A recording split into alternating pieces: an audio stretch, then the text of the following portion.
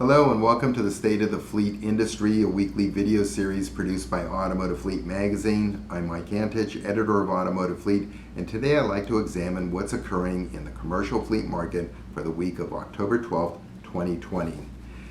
As you know, this is a weekly report, and it's hard to believe, but this is now the 26th consecutive week that we've presented a State of the Fleet Industry report.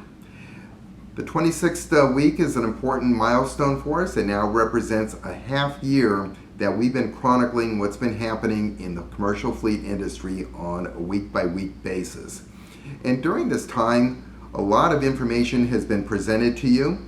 And with this in mind, I thought this week it might be good to take a step back and categorize what we see as the top trends that are now driving our industry during this pandemic, which without a doubt is the single greatest disruption that's our industry has ever experienced, and hopefully that will not be topped sometime in the future.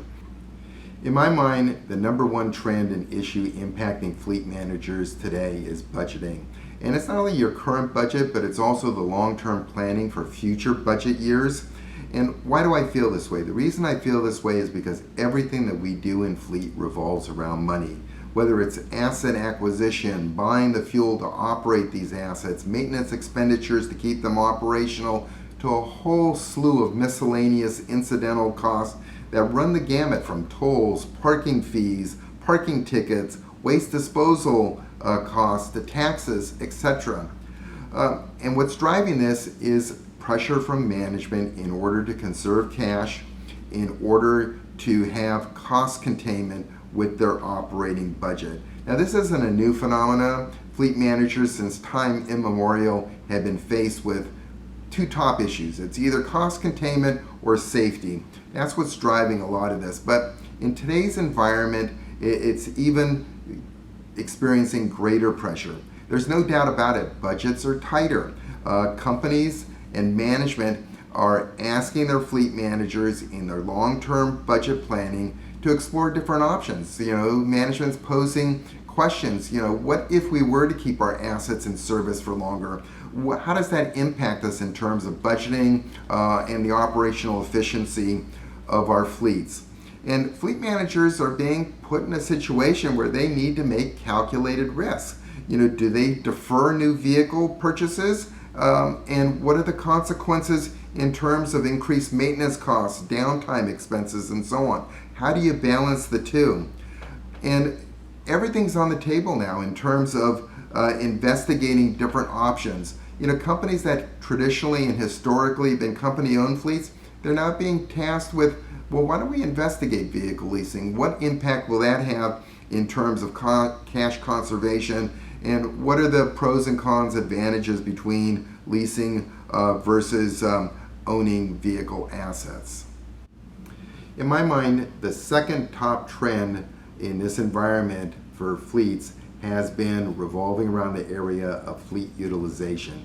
And as I talk to fleet managers, more and more of them are saying that they're either receiving encouragement or pressure, or through their own volition, investigating ways to right-size the fleet and to maximize fleet utilization. And there's no question about it, since the first quarter of 2020, the average age of fleet vehicles has been trending upwards. It's primarily due to the economic shutdown, the decreased mileage that these vehicles have accumulated, and also the disruption to a fleet's replacement cycling. But what's going on concurrently with this, and what's driving a lot of these questions about fleet utilization, has been the proliferation of virtual meetings. Now, this isn't new. I mean, if any of you, and I'm sure a lot of you, can remember Skype meetings from the past. So this has been happening for a while, but with the economic shutdown, it required the entire economy, for the most part, to switch over to virtual meetings. And people were pleasantly surprised at how quickly people made the transition, how efficient they were. There were a lot of advantages to it. I've heard of salespeople actually preferring virtual meetings versus in-person meetings, primarily due to the fact that they're able to have easier access to key decision makers versus in person, having to go through a number of gatekeepers involved.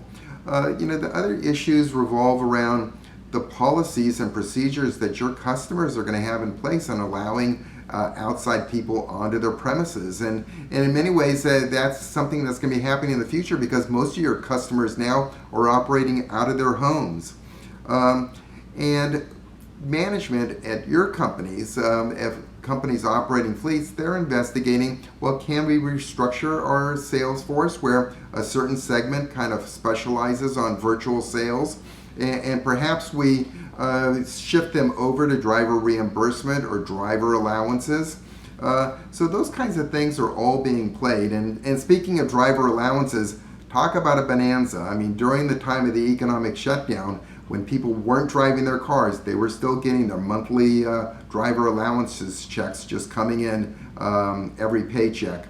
Now, HR people were obviously aware of this, but due to the unique disruption that this has caused, a lot of that was looked aside and not addressed.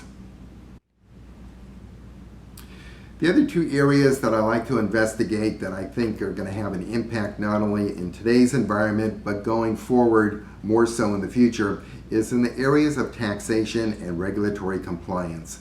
And in my study of the fleet industry, since its inception, there's been one universal truth, and we've seen it played out over the decades, that the greatest changes that have occurred in our industry have been as a result of either tax changes or changes in regulatory compliance.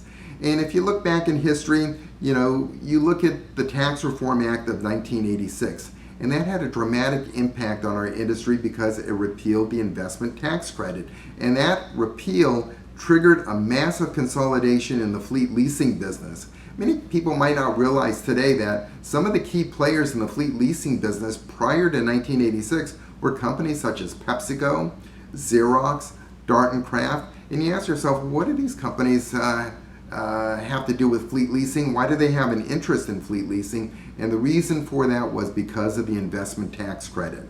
And once that investment tax credit, ITC, was eliminated, these companies were looking to exit the fleet leasing business. And what helped accelerate that exit was we had a willing buyer in the wings, namely General Electric, that was looking to expand its footprint in the fleet leasing market. So you had willing sellers, a willing buyer, and in the course of 20 years, we went from 40 national or major regional lessors to today, where we have a market that's larger than it was in '86, that's served by 10 major fleet leasing companies. And again, looking back on history in terms of regulatory compliance, you have the Clean Air Act amendments of 1990, you have the National Energy Act of 1992. Why were these two pieces of legislation important? Well, they were important because for the first time ever, the government instituted on private fleets and also public sector fleets buying mandates. Companies that were either in non-attainment areas or by virtue of the fact that they were public sector or utility fleet, they were required to buy a certain percentage of alternative fuel vehicles each year. And as we're on the eve of a national election, there's been a lot of discussion about possible tax changes and also new plans in terms of sustainability. And in today's polarized political environment, I'm not saying that they're either right or wrong. All I'm saying is, based on historical precedents, those types of changes will definitely bring change to the fleet management industry. And it's something that fleet managers should be looking ahead and looking and strategizing how they're going to be addressing these changes. And for longtime viewers of the State of the Fleet Industry video reports, you know that I like to end many of my presentations on an upbeat, optimistic note. And with that in mind, I like to examine the underlying economic strengths that are going to have a beneficial impact on fleet operations in the future. And there is a tendency to focus on the negative aspects, but best advice that I heard is that 90% of the things that we worry about never ever happen. So a lot of their uncertainty and concerns we have at the moment may not actually fully play out. But if you look at some of the underlying economic factors, there are many things here that are beneficial to fleet. and will be helping us in the future.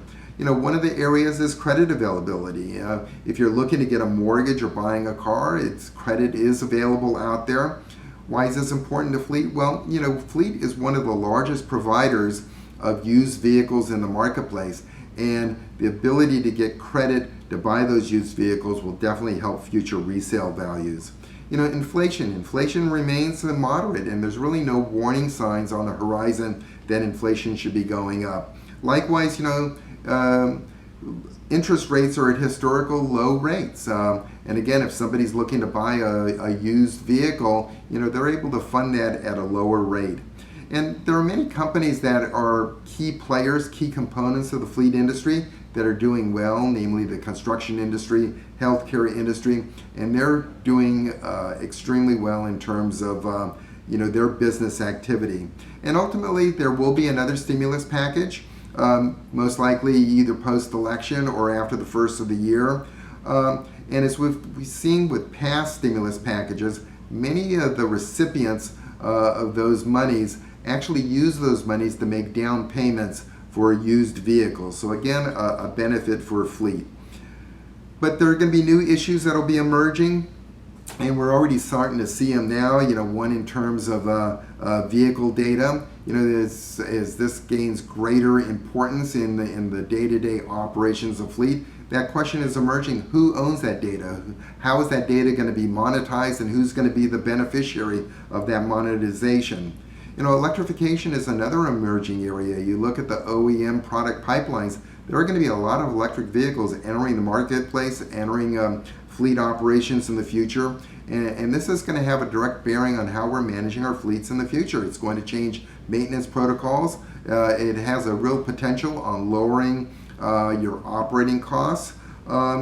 So issues are emerging, and one thing about Fleet is there's never a dull moment. And with that, it sounds like a good way to conclude my State of the Industry presentation for the week of October 12th. And until then, thank you for listening, and I'll see you next week.